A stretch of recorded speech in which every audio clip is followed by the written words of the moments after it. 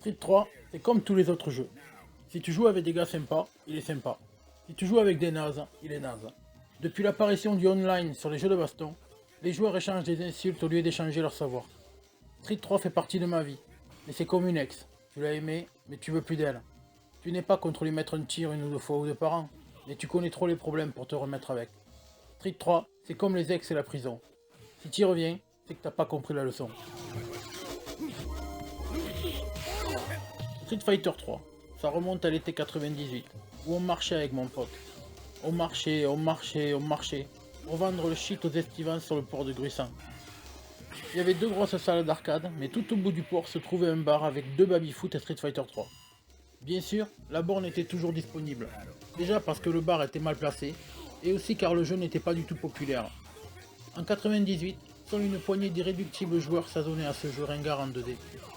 On arrivait à le finir en faisant un round chacun. On ne faisait jamais de versus. C'était trop cher. Et on était bien plus souvent sur les baby-foot à 2 francs la partie qui dure 15 minutes qu'à 5 francs les 2 crédits sur Street Fighter. Le jeu était tellement boudé que même hors saison, personne n'y jouait, et il n'y avait pas de tournoi dans mon bled. Je faisais donc des tournois sur Tekken 3 et Street Alpha 3. Puis, ma copine de l'époque m'a offert un Dreamcast avec Sur Strike.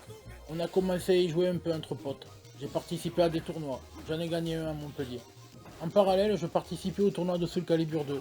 J'ai intégré une équipe, etc. J'ai participé à la Wargame Cup. Je suis sorti des poules et je me suis fait arnaquer par la SNK. Mais ça, c'est une autre histoire.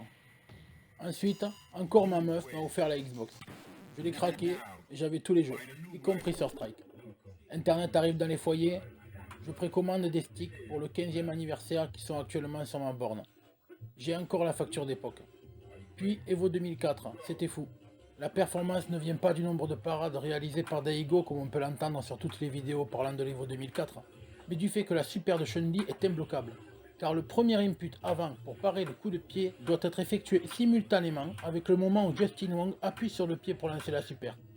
Quand on ne sait pas, on croit qu'il suffit d'appuyer sur avant au moment où Chun-Li arrive pour donner le premier coup de pied, mais c'est pas le cas. Il faut que Ken appuie sur avant que le temps ne se fige, au moment où l'input de pied de Chun-Li est entré. C'est cela le miracle qu'a réalisé Daigo. Bloquer un coup réputé imbloquable avec un mind game ou un instinct hors du commun. Ou on continue d'y jouer. Je m'amuse à reproduire le moment. Mon pote Tony m'envoie la super et je parie tout et envoie le combo. Mais les yeux bandés, juste au son. Je vais à Montpellier pour participer à des tournois. Il n'y a pas plus de monde qu'avant l'Evo. Street Fighter 3.3 est resté un jeu de niche jusqu'à l'arrivée de Street Fighter 4. Mais ça, c'est une autre histoire. Le succès de Street Fighter 2 au Japon est en partie dû au fait que dans ce jeu, c'est le plus fort qui gagne, avec très peu de place pour l'aléatoire. Cependant, l'évolution du gameplay a introduit de nouvelles mécaniques qui ont apporté de l'aléatoire dans les combats. Les super, le quick rise, le dash, le backroll, le parry sont tous des vecteurs d'aléatoire. Cela a complètement bouleversé l'équilibre fragile entre les situations et les solutions. Jusqu'ici, l'aléatoire se manifestait au moment des relevés. Mais avec l'arrivée du pari, il est également présent dans les airs, ce qui a déplu à de nombreux joueurs à l'époque. Avant Street Fighter 3, c'était simple, on ne sautait pas sur les châteaux sous peine de se faire anti-air. Mais avec le pari, cette règle a été remise en question. On pouvait alors assister à des scènes où le joueur qui saute parie, mais aussi le joueur au sol parie, et à l'écran il ne se passait rien.